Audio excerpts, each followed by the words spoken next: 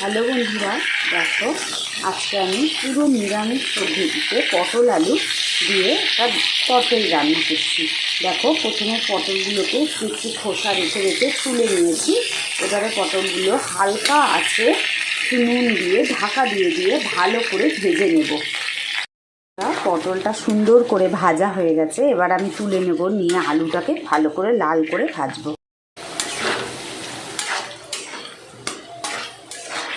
আলুগুলো লাল করে ভাজা হয়ে গেছে, এবার আমি তুলে নেব।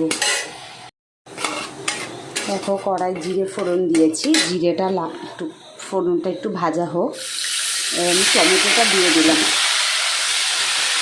টমেটোটাকে ভালো করে একটু ভেজে নেব, নিয়ে আদা বাটা আর জিরে বাটা কাঁচা লঙ্কা বাটা দিয়ে ভালো করে কষবো।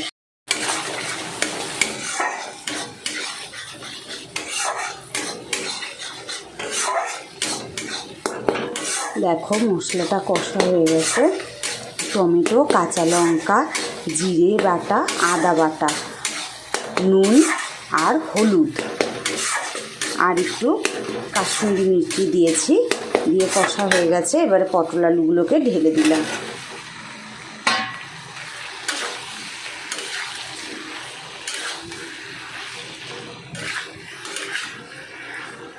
একটু কষে নিয়ে পরিমাণ মতো জল দিয়ে দেব। দেখো পটল আলুর সাথে মশলা একদম ভাজা ভাজা হয়ে গেছে, এবার আমি জল দিচ্ছি।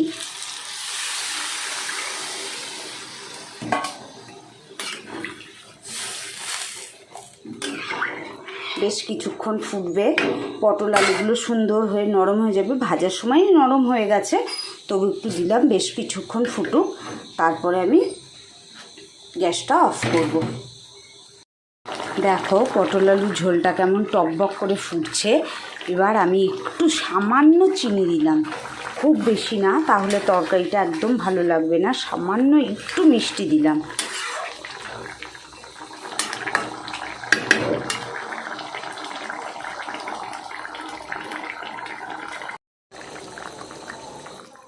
দেখো ঝোলটা একদম হয়ে গেছে, আমি গ্যাসটা অফ করে দিয়েছি।